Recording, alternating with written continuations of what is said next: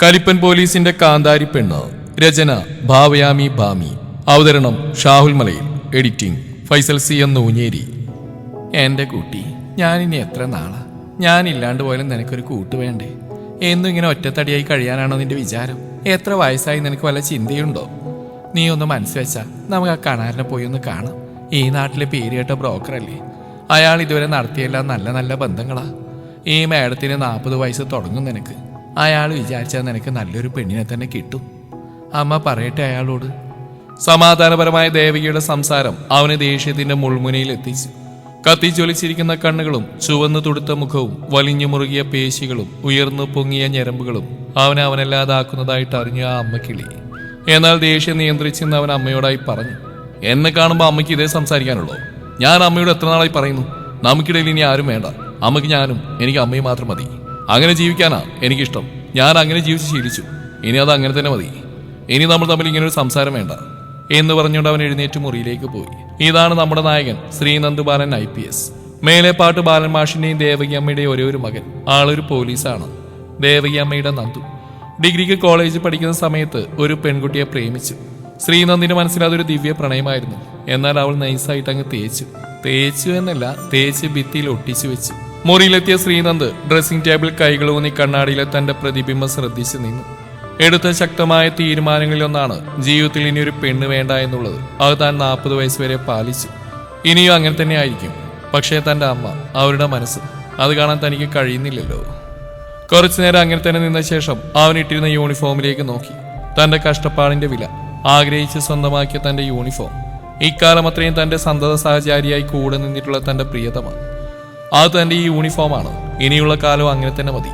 ഒരു SP എന്നത് വെറുതെ കിട്ടിയതല്ലോ. ആ ഒരു പൊസിഷനിലേക്ക് എത്താൻ താൻ സഹിച്ച ത്യാഗങ്ങൾ. യൂണിഫോം ഊരി ഹാങ്കറിൽ തൂക്കിയ ശേഷം അവനവന്റെ കണ്ണുകളൊന്ന് പായിച്ചുകൊണ്ട് കൈകളിലെ മസിലുകളിലൊന്ന് സ്ട്രെച്ച് ചെയ്തു. എന്നും താനിങ്ങനെ ബോഡി ബിൽഡിംഗ് ചെയ്യുന്നതുകൊണ്ടാണ് തന്റെ ശരീരം ഇത്ര ഫിറ്റായിരിക്കുന്നത്. അതിനാൽ ഫുഡ് കൺട്രോളും ജിമ്മിലെ വർക്കൗട്ടും കൂടിയായപ്പോൾ എല്ലാം ഓക്കെയാണ്. പോലീസ് ജോലിയിൽ വർക്കൗട്ട്, ബോഡി ബിൽഡിംഗ് ഇതെല്ലാം ആവശ്യമായതുകൊണ്ട് താൻ ഇതെല്ലാം ഫോളോ ചെയ്തു പോരുന്നു. അതിനാൽ താനൊരു 40 വയസ്സുകാരനാണെന്ന് പെട്ടെന്ന് പറയുകയില്ല. കൂടിപ്പോയാൽ ഒരു 30-നപ്പുറം പോവില്ല. പ്രായം അത് തനിക്കൊരു പ്രശ്നമേ അല്ല. പ്രായത്തിന് തന്റെ ജീവിതത്തിൽ ഒരു പ്രസക്തിയുമില്ല. അവൻ ടവലുമെടുത്ത് ബാത്റൂമിൽ കയറിയിരുന്നു. തലയിൽ കൂടി ഷവറിലെ തണുത്ത വെള്ളം ഒലിച്ചു പോകുമ്പോൾ അമ്മ പറഞ്ഞ വാക്കുകൾ അവനെ ചുട്ടുപൊള്ളിച്ചു.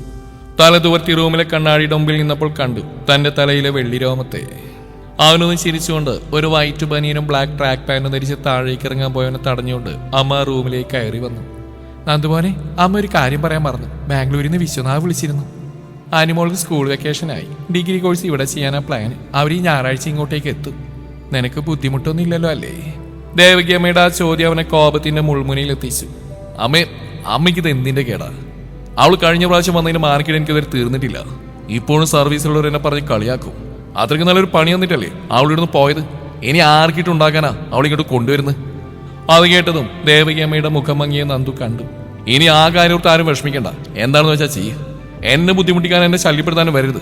ആ തലതെറിച്ചവളോട് പറഞ്ഞേക്കണം. എന്തുവാണ് നീ പറയുന്നത്? തലതെറിച്ചവളോ? അവള് കുഞ്ഞല്ലേ. ഏറിപ്പോയ 18 വയസ്സ് അത്രയല്ലേ ഉള്ളൂ. അത് മാത്രമാണ് എത്രയോ കൊല്ലത്തെ കാത്തിരിപ്പിന്റെയും പ്രാർത്ഥനകളുടെയും പല ആ കുഞ്ഞ്. ലാളിച്ചും കൊഞ്ചിച്ചോലെ എല്ലാവരും അവളെ വളർത്തിയത്. ഒരു തരി മണ്ണ് പോലും അവളുടെ ശരീരത്തിൽ വീഴാൻ അവൻ അനുവദിക്കുമോ? പറക്കമുറ്റുന്നതിന് മുമ്പായിട്ട് തന്നെ ആ കുഞ്ഞിന്റെ തള്ളി അങ്ങ് പോയി ഒരു ആക്സിഡന്റിൽ. പിന്നെ വിശ്വൻ ആ കുഞ്ഞിനെ വളർത്താൻ പെട്ട പാട്. എന്തിനാ കൂടുതൽ പറയുന്നേ? നിന്റെ കാര്യം തന്നെ നോക്ക്.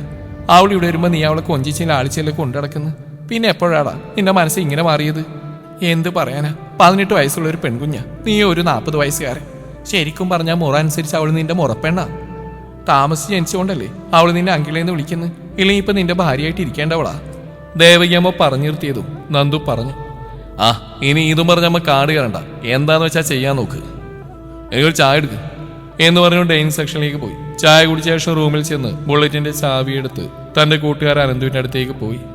അനന്തുവിന്റെ ഫ്ളാറ്റിലിരിക്കുമ്പോൾ നന്ദു വളരെ അസ്വസ്ഥനായി കണ്ടു. പ്രിയ സുഹൃത്തിന്റെ ചെറിയ ചലനങ്ങൾ പോലും മനസ്സിലാക്കാൻ ശേഷിയുള്ളവനാണ് അനന്ത്. എന്തുപറ്റി IPS സാറേ? മനസ്സിലെന്തോ ഒരു കരട് കിടന്ന് പോയുന്നുണ്ടല്ലോ.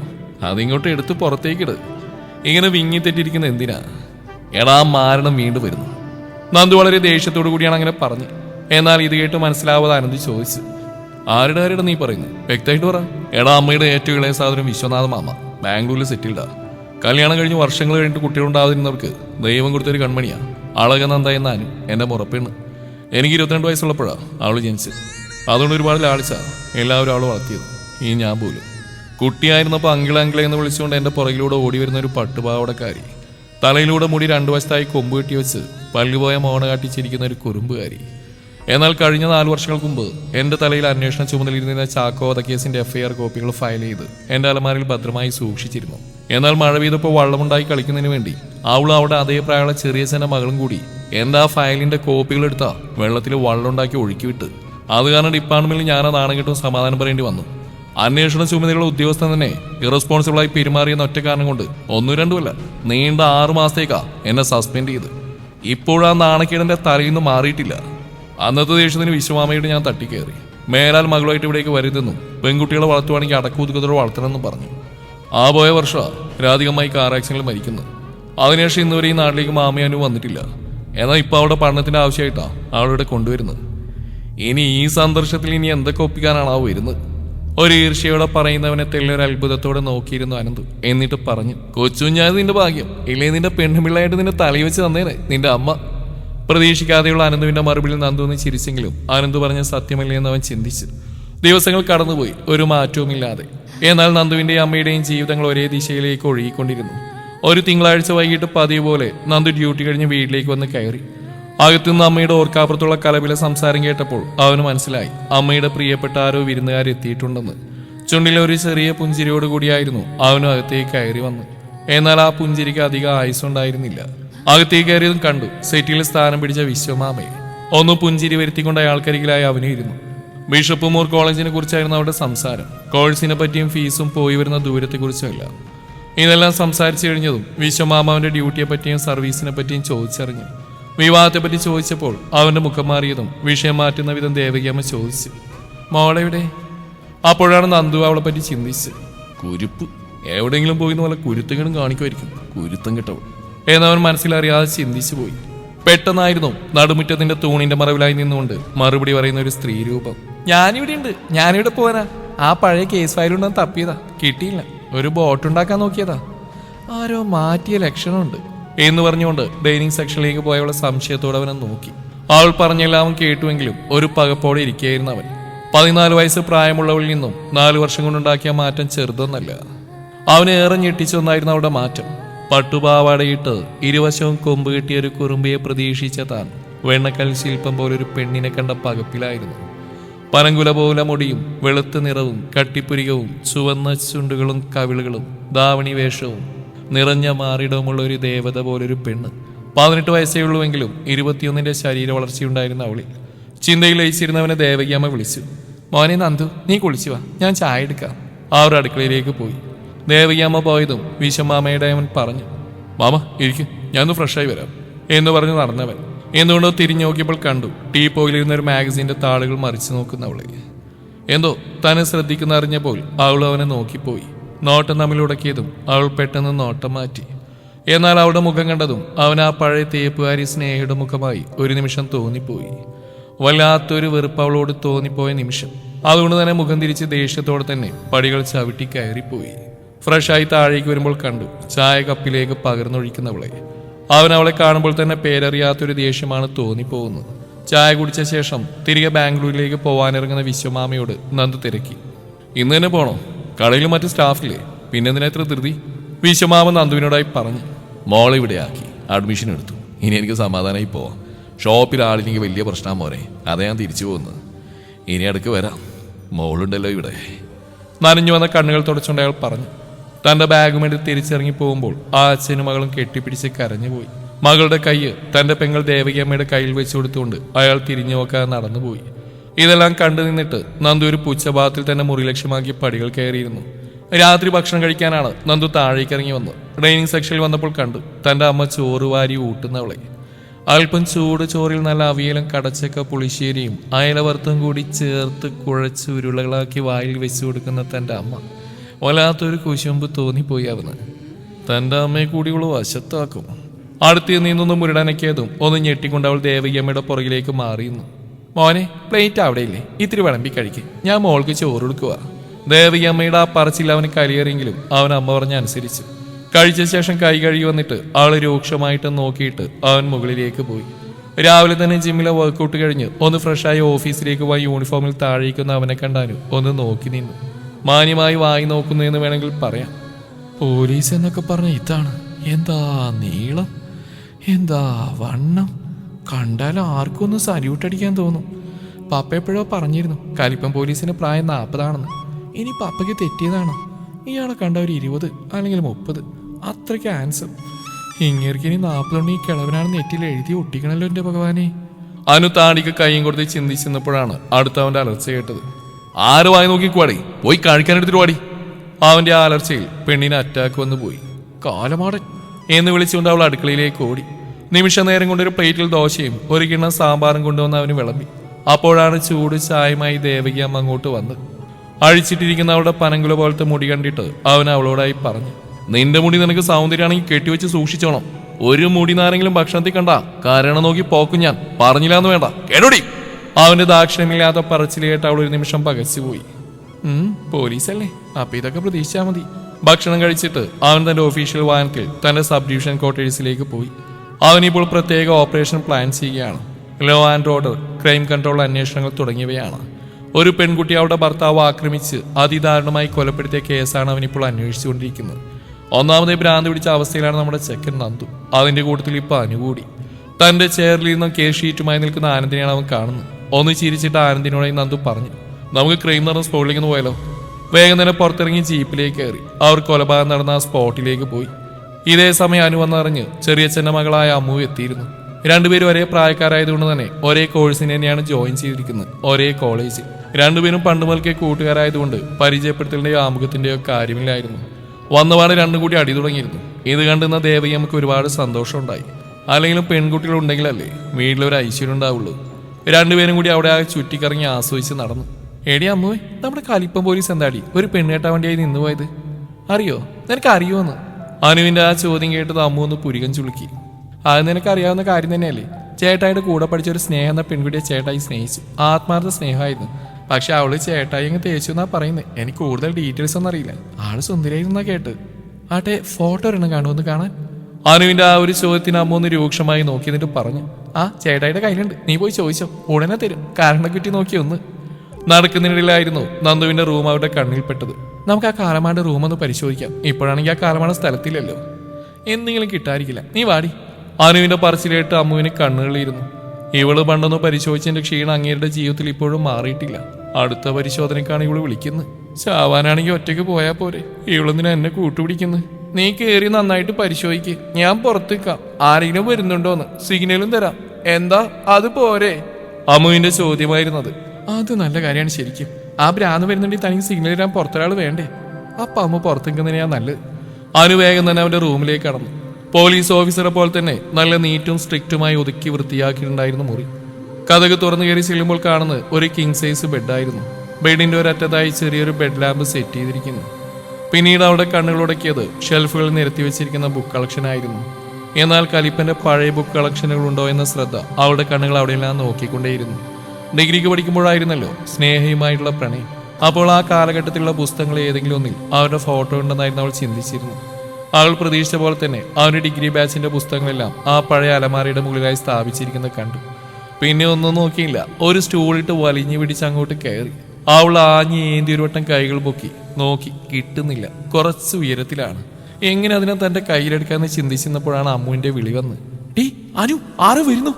അമ്മു പറഞ്ഞിട്ട് തിരിഞ്ഞു നോക്കിയപ്പോ ദാ നിൽക്കുന്ന നമ്മുടെ കാലമാടൻ തൊട്ട് മുന്നിൽ. കക്ഷി നല്ല ദേഷ്യത്തില്ല.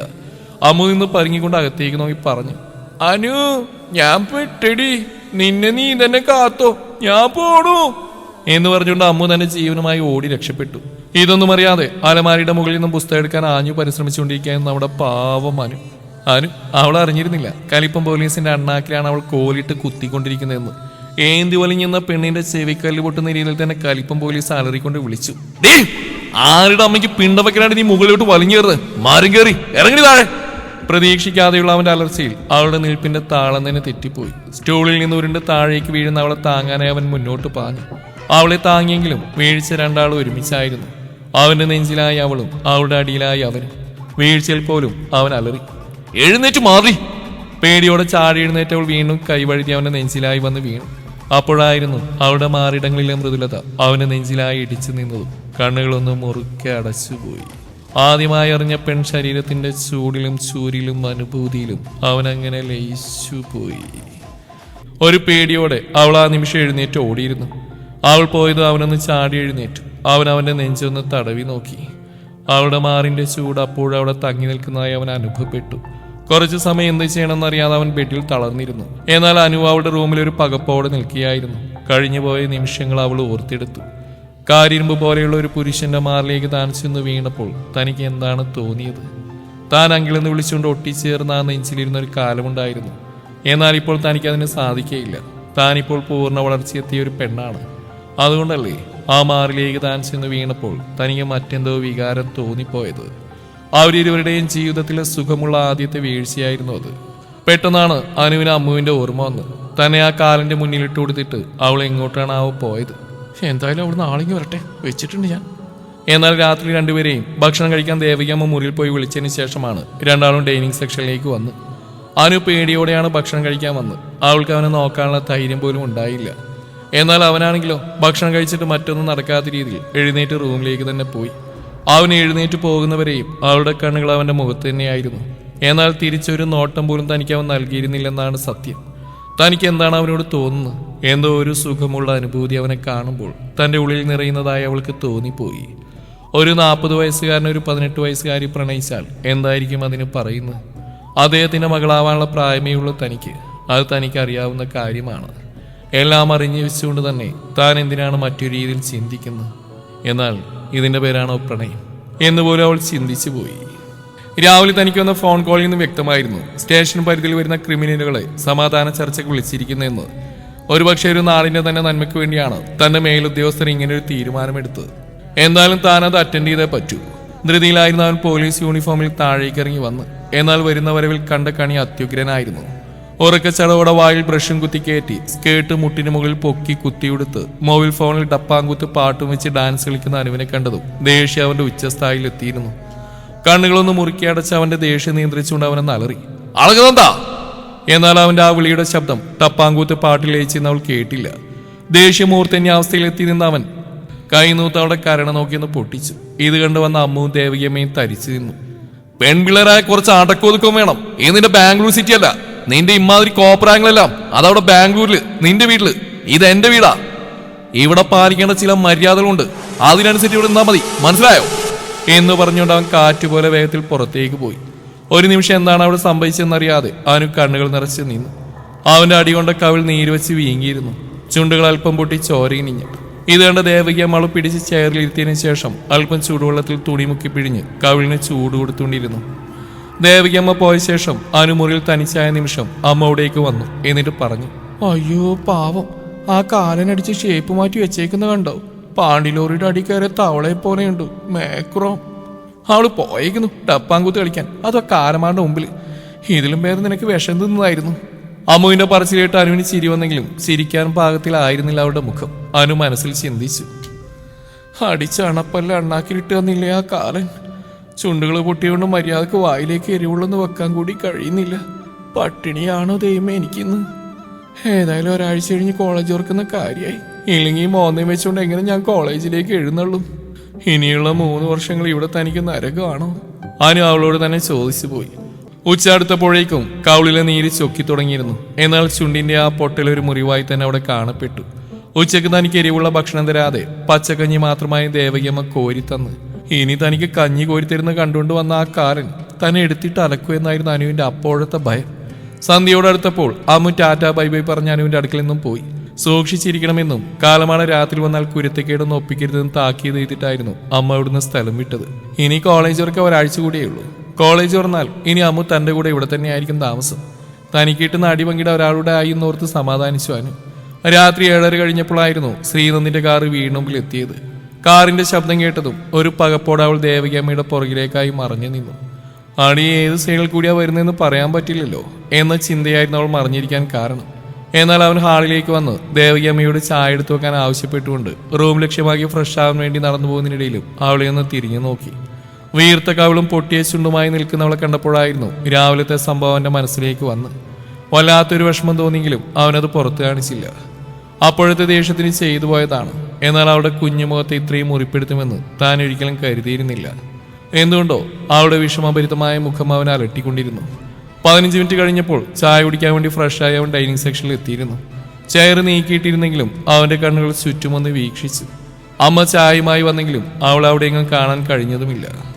താൻ അനുവിനെ കുറിച്ച് എന്തെങ്കിലും ചോദിക്കുന്നതിന് മുമ്പ് തന്നെ അമ്മ അവളുടെ കാര്യം തന്നോടായി പറഞ്ഞു തുടങ്ങി. എന്ത് പണിയാ മോനെ നീ കാണിച്ച്? അവൾ അമ്മയില്ലാത്തൊരു കുട്ടിയല്ലേ. അവളുടെ സന്തോഷം അതാണെങ്കിൽ അതങ്ങ് നടക്കട്ടെ എന്ന് വിചാരിക്കണം. അതിനെന്തിനാ നീ അവളോട് എപ്പോഴും ഇങ്ങനെ ചൂടാവുന്നു? എന്തിനാണ് നീ അവളെ തല്ലിയത്? നീ കാരണമല്ലേ അവളുടെ വീർത്ത കവളും പൊട്ടിച്ചുകൊണ്ട് എനിക്ക് കാണേണ്ടി വന്നു. ഇന്നത്തെ ദിവസം കഞ്ഞിയല്ലാണ്ട് മറ്റൊന്നും ആ കുഞ്ഞ് കഴിച്ചിട്ടില്ല. ദേവകിയമ്മയുടെ സംസാരം ചായ കുടിച്ചുകൊണ്ടിരുന്ന നന്ദുവിന്റെ മനസ്സിലൊരു വിങ്ങലായി പടർന്നു. അവൾ എവിടെയെന്നൊരു ചോദ്യം അവരിൽ നിന്നുണ്ടായി. പക്ഷെ അവരത് പ്രതീക്ഷിച്ചിരുന്നില്ല. കിടന്നു, കവിളിൽ നല്ല വീക്കുണ്ട്. ഞാൻ ചൂട് പിടിച്ചു കൊടുത്തു. അതിന്റെ ആശ്വാസത്തില പാവം ഉറങ്ങാൻ പോയത്. ഒരാഴ്ച കഴിഞ്ഞാൽ കോളേജ് തുറക്കല്ലേ. അവൾ ഒറ്റക്കാവുന്നുള്ളതുകൊണ്ട് തന്നെ അമ്മുവിനോട് ഞാൻ പറഞ്ഞു, ഇനി മുതൽ ഇവിടുന്ന് രണ്ടാളും കോളേജിൽ പോയാൽ മതിയെന്ന്. അതാകുമ്പോൾ അനുവിനൊരു കൂട്ടാണല്ലോ. എന്നൊരു മോളിൽ മാത്രമേ അവൻ്റെ ഭാഗത്തുനിന്ന് ഉണ്ടായിരുന്നുള്ളൂ.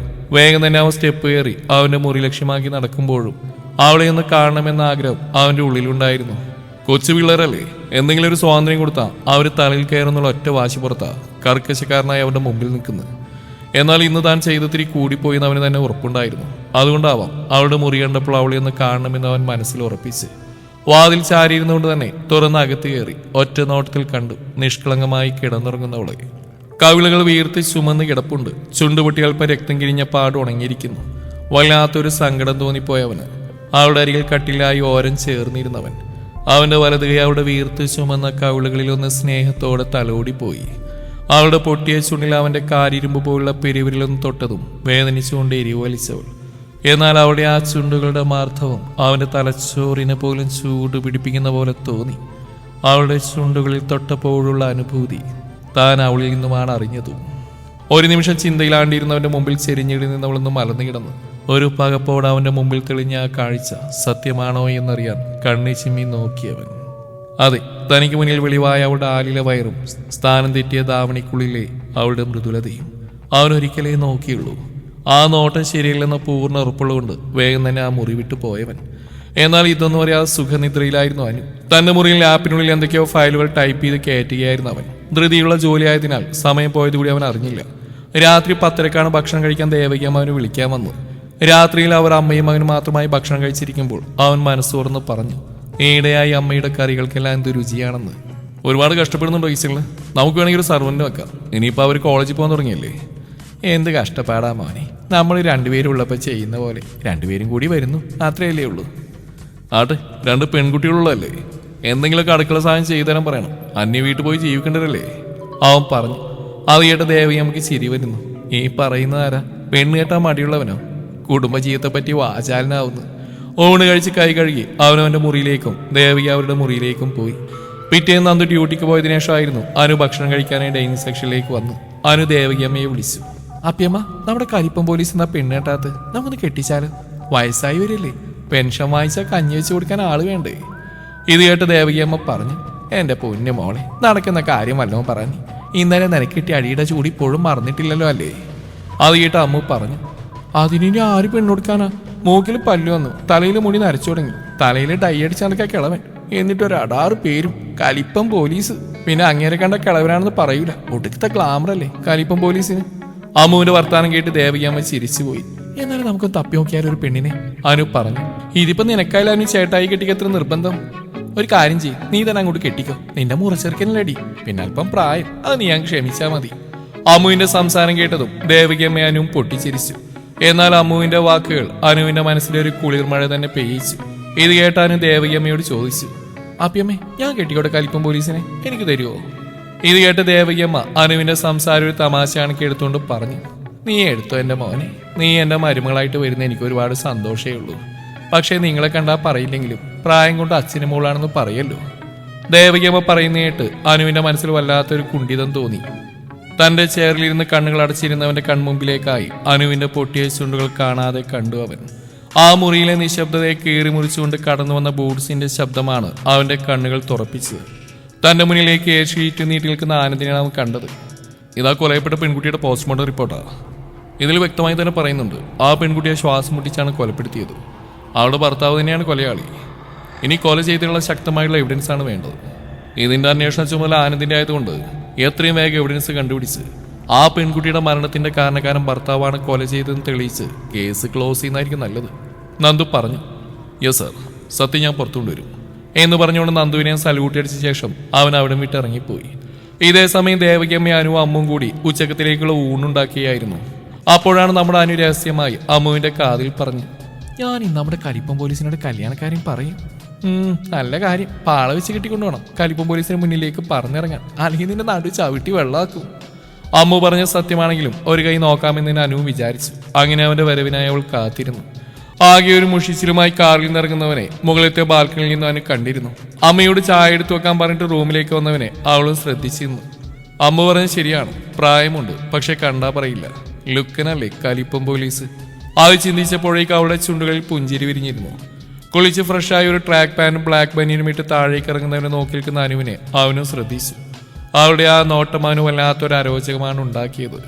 താഴേക്ക് പോയി ചായയും കുടിച്ച് കുറച്ചു നേരം അമ്മയോട് സംസാരിച്ചിരുന്നിട്ട് തിരിച്ചു കയറി വരുന്നവനെ വീണ്ടും അവൾ കണ്ടു. അവനെ ശ്രദ്ധിക്കാതെ വീണ്ടും റൂമിലേക്ക് കയറിപ്പോയി. ഇത് കണ്ടുന്ന അനുവിന് വല്ലാത്തൊരു ദേഷ്യം തോന്നി. തന്നെ കണ്ടിട്ടും കാണാതെ പോയവനൊന്ന് കണ്ടിട്ട് തന്നെ കാര്യമെന്ന് വിചാരിച്ചുകൊണ്ട് അവന്റെ റൂമിലേക്ക് അവൾ നടന്നു. അവൾ റൂമിലേക്ക് ചെല്ലുമ്പോൾ അവൻ തന്റെ കേസ് ഷീറ്റുകൾ പരിശോധിക്കുകയായിരുന്നു. അവൾ വന്നതറിഞ്ഞിട്ടും കാണാത്ത രീതിയിൽ നിന്നവനെ മുരടനിക്കാണ് അവൾ അവളുടെ വരവറിയിച്ച്. കേട്ടിട്ടും കേൾക്കാത്ത ഭാഗത്തിൽ നിന്നവനെ അവൾ വിളിച്ചു. അന്ന് ആദ്യമായി. നന്ദേട്ടാ. ചെറിയൊരു സന്തോഷം തോന്നിയെങ്കിലും അവനൊരു ബുദ്ധിമുട്ടായിട്ട് തന്നെയാണ് ആ വിളി തോന്നിയത്. അതുകൊണ്ട് തന്നെ തിരിഞ്ഞു നോക്കി. എന്നിട്ട് കലിപ്പ് ഭാഗത്തിൽ അവളോട് തട്ടിക്കയറി. നീ എന്തെന്നെ വിളിച്ച്? നന്ദേട്ടാന്ന് അവൾ സന്തോഷത്തോടെ പറഞ്ഞു. നീ എന്നെ നേരത്തെ എന്താ വിളിച്ചുകൊണ്ടിരുന്നു? കണ്ണുകളൊന്ന് കുറുക്കി ചുണ്ടു കുറിപ്പിച്ചുകൊണ്ട് അവൾ പറഞ്ഞു. അങ്കിളെന്ന്. ഇപ്പൊ പിന്നെന്താ ഇങ്ങനെ വിളി? അതിപ്പോ ഞാൻ വലിയ കുട്ടിയായില്ലേ, അതുകൊണ്ടാ.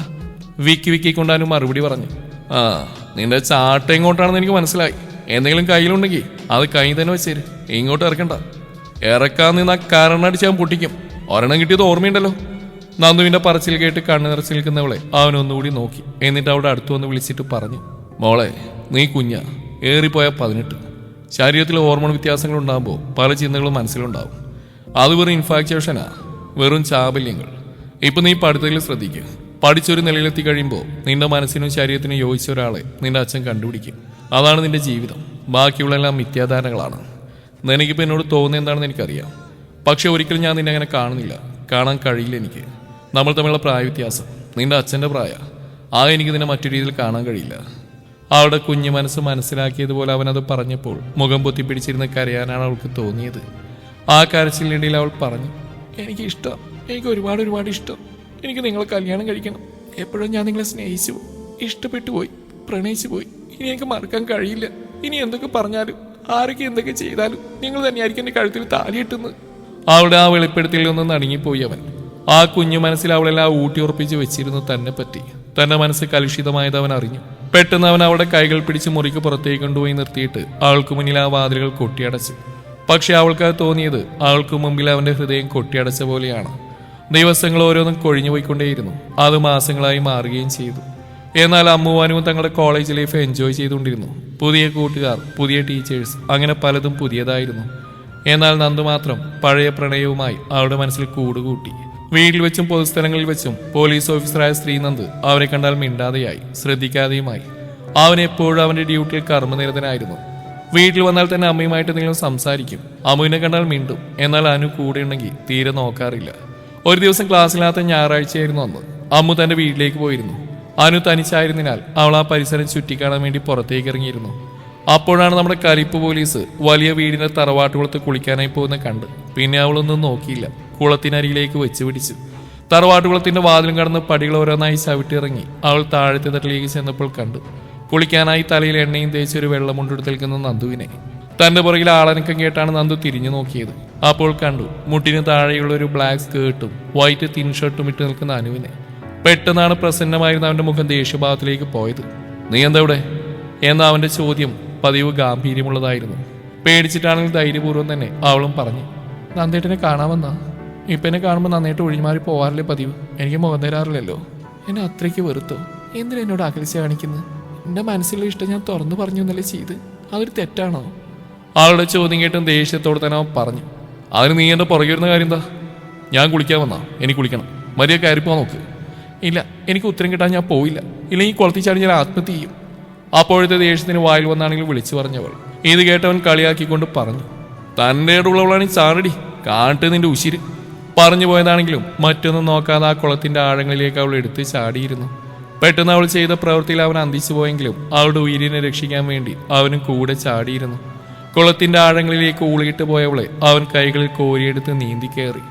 ആ പടവിൽ കിടത്തുമ്പോൾ അവൻ കണ്ടു തനിക്ക് വേണ്ടി ജീവൻ കളയാൻ ശ്രമിച്ച ആ കൊച്ചു പെണ്ണിനെ. പെട്ടെന്നാണ് അവൻ ശ്രദ്ധിച്ച് അവളുടെ ശ്വാസം നിലച്ച പോലെ അവന്റെ ശംഖ് പിടയുന്ന പോലെ തോന്നി. അവളുടെ ഇരു കൈകളും എടുത്ത് അവളുടെ വയറ്റത്ത് വെച്ച് പതുക്കെ അമുക്കി കൊടുത്തു. വയറ്റിലുള്ള വെള്ളം കുറേശ്ശെയായി പുറത്തു പോയെങ്കിലും ശ്വാസത്തിൽ വ്യത്യാസമൊന്നും കണ്ടില്ല. പെട്ടെന്നാണ് അവന് ബോധം വന്ന് അവൾക്കിപ്പോൾ ആവശ്യം കൃത്രിമ ശ്വാസമാണ്. ഒന്ന് പകച്ചു പോയെങ്കിലും അവനതിന് തയ്യാറായി. അവളുടെ കുഞ്ഞു ചുണ്ടുകൾ പിളർന്നു. അവന്റെ വായ അവളുടെ ചുണ്ട് ചേർത്ത് വെച്ച് ശ്വാസം ഉള്ളിലേക്ക് കൊടുത്തുകൊണ്ടേയിരുന്നു. കുറച്ച് സമയം അങ്ങനെ ചെയ്തപ്പോഴായിരുന്നു ചെറിയൊരു നിശ്വാസത്തോടുകൂടി അവൾ ശ്വസിച്ചു തുടങ്ങിയത്. അവൾക്ക് ജീവൻ തിരിച്ചിട്ടിയപ്പോഴാണ് അവനും ശ്വാസം നേരെ വീണത്. രണ്ടാൾക്കും സ്ഥലകാല ബോധം പോലും ഉണ്ടായത്. അപ്പോഴാണ് അവൾ അവളുടെ ശരീരത്തിലേക്ക് ശ്രദ്ധിച്ച് ഇട്ടിരുന്ന ബ്ലാക്ക് സ്കേർട്ട് മുട്ടിന് മുകളിൽ നിന്ന് തന്റെ വെണ്ണക്കാലുകൾ പുറത്തേക്ക് കാണുന്ന വിധമായിരുന്നു. ഒരു പകപ്പോടുകൂടി തന്നെയായിരുന്നു അവൾ അവിടെ സ്കേർട്ട് താഴേക്ക് പിടിച്ചിട്ടത്. വൈറ്റ് കളർ തിൻ ഷർട്ട് വെള്ളത്തുള്ളികളോടൊപ്പം അലിഞ്ഞു പോയിരുന്നു. അത്രമേൽ നേർമയുള്ളതായിരുന്നു ആ ഷർട്ട്. തന്റെ അടിവസ്ത്രങ്ങൾ പോലും തെളിഞ്ഞു കാണുന്ന രീതിയിലായിരുന്നു. ഇതെല്ലാം ഒരു പകപ്പോടെയായിരുന്നു അവന് നോക്കിക്കണ്ടത്. അവളുടെ ജാളിത മനസ്സിലാക്കിയവൻ താൻ ഇട്ടുകൊണ്ടുവന്ന ഷർട്ടൂരി അവളുടെ ശരീരം പൊതിഞ്ഞു കൊടുത്തു. പിന്നീടൊന്നും തിരിഞ്ഞു നോക്കാതെയായിരുന്നു അവളും ആ പടവുകൾ കയറിയത്. എന്നാൽ തന്റെ മുമ്പിൽ കണ്ട സ്ത്രീ ശരീരത്തിന്റെ ദിവ്യദർശനത്തിന്റെ പകപ്പ് വിട്ടുമാറിയിട്ടില്ലായിരുന്നു നന്ദുവിന് അപ്പോഴും. നാളുകൾ കഴിഞ്ഞു പോകും തോറും നന്ദുവിനോടുള്ള അവളുടെ പ്രണയം കൂടിക്കൂടി വന്നു. എന്നാൽ നന്ദുവിൽ അവളോടുള്ള ദേഷ്യം നുരഞ്ഞു പൊങ്ങിക്കൊണ്ടേയിരുന്നു. ഒരു ദിവസം കോളേജിലേക്ക് പോകാനിറങ്ങുന്ന സമയം നന്ദുവിനോടായി തന്റെ പ്രണയകാര്യം സംസാരിച്ചപ്പോൾ കൈനീട്ടി അനുവിന്റെ കരണ നോക്കിയൊന്ന് പൊട്ടിച്ചു. എന്നാൽ ഇരുവരുടെയും പ്രതീക്ഷകൾ തെറ്റിച്ചുകൊണ്ട് ദേവകി അമ്മ ഇത് കണ്ടു നിന്നു. അമ്മ അറിഞ്ഞതും നന്ദു പെട്ടെന്ന് തന്നെ കാറിൽ കയറി ഓഫീസിലേക്ക് പോയി. എന്നാൽ അനുവായിരുന്നു പെട്ടുപോയത്. അവൾ കാര്യങ്ങളെല്ലാം അവർക്ക് വിശദീകരിച്ചു കൊടുത്തു. ദേവകി അമ്മയുടെ മനസ്സിൽ ഇത് സന്തോഷമുള്ള വാർത്തയാണെങ്കിലും തന്റെ മകനൊരു മധ്യവയസ്കനാണ്. അവനൊരിക്കലും വിവാഹത്തിന് സമ്മതിക്കുകയില്ല. അതിലേക്ക് ഉപരി വിശിനോട് എന്താണ് താൻ പറയേണ്ടത്? അവനെ പ്രണയിക്കുന്ന പെൺകുട്ടിയോ ഒരു 18കാരി. എന്നാൽ എങ്ങനെ ഇതിനെ വിവാഹത്തിൽ എത്തിക്കുമെന്നോർത്ത് അവർ വിഷമിച്ചിരുന്നു. എന്നാൽ ഇതെല്ലാം കേട്ടുന്ന ദേവകിയമ്മ പെട്ടെന്നാണ് കുഴഞ്ഞു വീണത്. എന്നാൽ അനുവിന്റെ കരച്ചിലും ബഹളവും കേട്ടാണ് അയലത്തുള്ളവർ പോലും ഓടി വന്ന് പെട്ടെന്ന് തന്നെ ദേവകിയമ്മയെ ഹോസ്പിറ്റലിൽ എത്തിക്കാൻ സാധിച്ചു. ഹോസ്പിറ്റലിൽ അത്യാഹിത വിഭാഗത്തിൽ മരണവുമായി മലട്ടിരിക്കുന്ന ദേവകിയമ്മയെ കണ്ടതും നന്ദു ഒന്ന് കരഞ്ഞുപോയി. മകനെ കാണാനുള്ള ആഗ്രഹം കൊണ്ട് ഡോക്ടറോട് സംസാരിച്ച് ദേവകിയമ്മ അവനകത്തേക്ക് വിളിപ്പിച്ചിരുന്നു. അമ്മയില്ലാണ്ട് പോയ എന്റെ കുട്ടി തനിച്ചാവും. അതുകൊണ്ട് മോനൊരു കൂട്ട ആവശ്യം. നീ അനുവിനെ തന്നെ വിവാഹം കഴിക്കണം. ഇത് അമ്മയുടെ അവസാനത്തെ ആഗ്രഹം എന്ന് പറഞ്ഞ് സമ്മതം വാങ്ങിയായിരുന്നു ദേവകിയമ്മ. തന്റെ അമ്മയ്ക്ക് എന്തെങ്കിലും സംഭവിച്ചാൽ തനിക്കിനി ഒരു ജീവിതം ഉണ്ടാവില്ലെന്ന് ഉറപ്പിച്ചുകൊണ്ട് തന്നെ അവരുടെ ആഗ്രഹത്തിന് വഴങ്ങിയായിരുന്നു നന്ദു. ഡോക്ടർ പറഞ്ഞു അത് തന്നെയായിരുന്നു അമ്മയുടെ ആഗ്രഹം സാധിച്ചു കൊടുക്കുക, അല്ലാത്ത പക്ഷം നെഞ്ചുപൊട്ടി മരിച്ചു പോകുമെന്ന്. അതുകൊണ്ട് തന്നെ അനുവുമായിട്ടുള്ള വിവാഹത്തിന് നന്ദു സമ്മതിപ്പിച്ചെടുത്തു. ഇനി അടുത്ത ഊഴം വിശ്വമാമയെ സമ്മതിപ്പിക്കുന്നതായിരുന്നു. അത് അനുവിന്റെ ദൗത്യമായിരുന്നു. അനു പറഞ്ഞ വാർത്തകൾ കേട്ട് ഞെട്ടിയുന്ന വിശ്വൻ ആദ്യമൊക്കെ കടുംപിടുത്തം പിടിച്ച് വേണ്ട എന്ന് പറഞ്ഞുവെങ്കിലും അനുവിന്റെ കരച്ചിലിന് മുമ്പിൽ അയാളും തോറ്റുകൊടുത്തു. ഒരു മകളല്ലേ, അവൾ ആഗ്രഹിച്ച താൻ ഇതുവരെ നേടിക്കൊടുക്കാതിരുന്നിട്ടില്ല. ഇതും തനിക്ക് അതുപോലെയാണ്. നന്ദുവിനെയാണ് അവൾ ആഗ്രഹിച്ചെങ്കിൽ അവര് നേടിക്കൊടുക്കുക എന്നല്ലേ അച്ഛൻ എന്ന നിലയിൽ താൻ ചെയ്യേണ്ടത്. അങ്ങനെയായിരുന്നു വിശ്വൻ ചിന്തിച്ചിരുന്നത്. ദേവകി അമ്മക്ക് സുഖമില്ലാത്തതിനാലും അധികം പബ്ലിസിറ്റി കൊടുക്കാതെ തന്നെ അടുത്തുള്ള ദേവി ക്ഷേത്രത്തിൽ വെച്ച് ഇരുവരുടെയും വിവാഹം നടത്താൻ ഇരു വീട്ടുകാരും തയ്യാറായി. അനു ഒരുപാട് സന്തോഷിച്ചിരുന്നു. എങ്കിൽ നന്ദു ഒരുപാട് വിഷമത്തിലായിരുന്നു. തന്റെ മകളുടെ പ്രായമുള്ള ഒരു പെൺകുട്ടിയെ ഭാര്യയായി സ്വീകരിക്കേണ്ടി വരുന്നു. അതും തന്റെ മനസ്സോ ഇഷ്ടമോ സമ്മതവും ഇല്ലാതെ നിർബന്ധിച്ച് വിവാഹം കഴിപ്പിക്കുന്നു. എന്തായാലും അവളെ തനിക്ക് ഭാര്യയായിട്ട് കാണാൻ കഴിയില്ലെന്ന് ഉറച്ച വിശ്വാസത്തോടു കൂടിയായിരുന്നു ആ വിവാദീയസ്ഥാപനം കാത്തിരുന്നത്. തുടരും ഈ കഥയുടെ ബാക്കി ഭാഗം നാളെ ഇതേ സമയം.